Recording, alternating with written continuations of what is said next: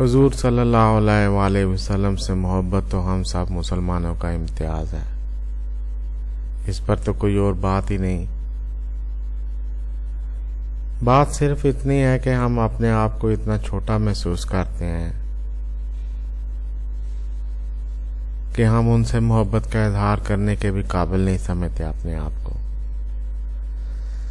لیکن اگر کوئی بندہ اپنی تمام کوتاہیوں، تمام خامیوں، تمام لغزشوں کے باوجود آپ صلی اللہ علیہ وآلہ وسلم سے محبت کے اظہار کا حوصلہ کر لیتا ہے تو کسی اور ہی دنیا میں داخل ہو جاتا ہے۔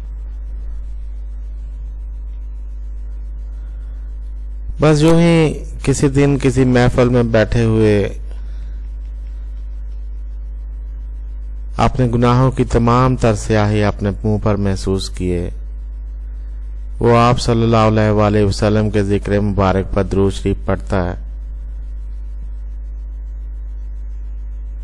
اور اس کی آنکھوں میں آنسو آ جاتے ہیں، اس کی آواز بھرا جاتی ہے اور اس پر رقت طاری ہو جاتی ہے۔ اسے کوئی بہت بڑی ہستی جھنجھوڑ کر اٹھاتی ہے اور کہتی ہے آپ صلی اللہ علیہ وآلہ وسلم کو تم سے بھی محبت ہے۔ بس اس بندے کی دنیا بدل جاتی ہے۔ اب اسے حضور صلی اللہ علیہ وآلہ وسلم کا ذکر اور حضور صلی اللہ علیہ وآلہ وسلم کی باتیں کوئی اور ہی مزہ دینے لگتی ہیں۔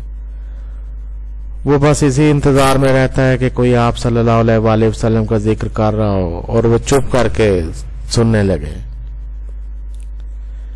اب اسے اذان، وضو، نماز، تلاوت، مسجد کی دنیا کوئی اور ہی دنیا محسوس ہوتی ہے۔ اسے ان سب کاموں میں حضور صلی اللہ علیہ وآلہ وسلم کی محبت محسوس ہوتی ہے۔ اسے یہ سب کام خوبصورت لگنے لگتے ہیں۔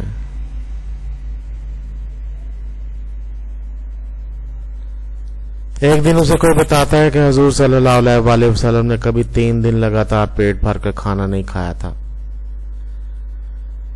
بات تو کوئی اور تھی، لیکن بندہ سوچتا ہے اسے اپنے محبوب صلی اللہ علیہ وآلہ وسلم کے شب و روز کا علم ہونا چاہیے۔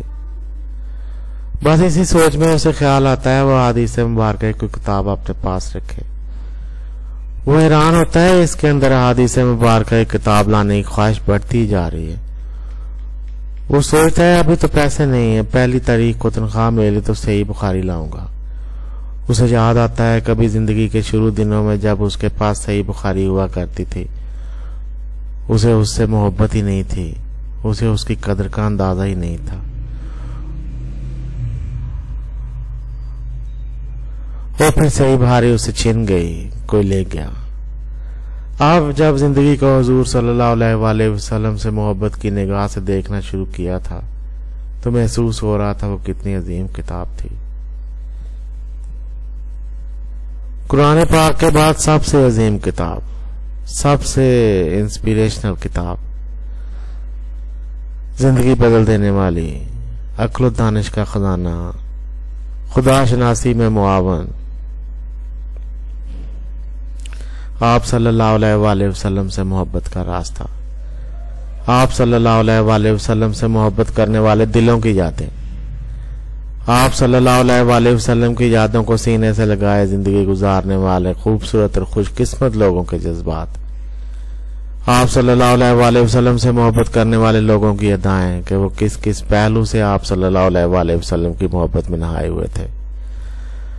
بندے کو یاد آتا ہے وہ راویوں کے سلاسل چھوڑ دیا کرتا تھا، لیکن اب اس کا دل کر رہا تھا وہ راویوں کے سلاسل کتنے خوبصورت تھے، ان لوگوں کے نام کتنے محبت بھرے تھے، ان لوگوں کا آپ صلی اللہ علیہ وآلہ وسلم کا ذکر مبارک کرنے کا انداز کتنا خوبصورت تھا۔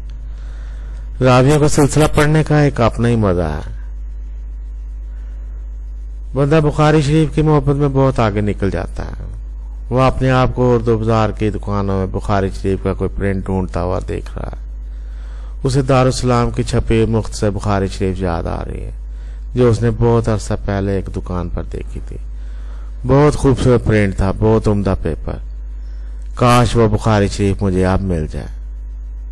وہ تصور میں اس مختصر بخاری شریف کو چوم کر کھولتے ہوئے دیکھتا ہے، لیکن نہیں، مجھے مکمل بخاری شریف لینی ہے جس میں راویوں کے نام اور حدیث مبارکہ کی تکرار بھی ہو۔ اس کی محبت اود کر آتی ہے۔ پھر اسے پہلی تاریخ کا خیال آتا ہے اور وہ بےقرار سا ہو جاتا، پتہ نہیں کب گزرے گا یہ مہینہ اور کب آئے گی پہلی، وہ سوچتا ہے۔ اللہ تعالی ہمیں آپ صلی اللہ علیہ وآلہ وسلم کی حدیث مبارکہ کے مطالعے کا شوق عنایت فرمائے۔ آمین ثم آمین یا ارحم الراحمین۔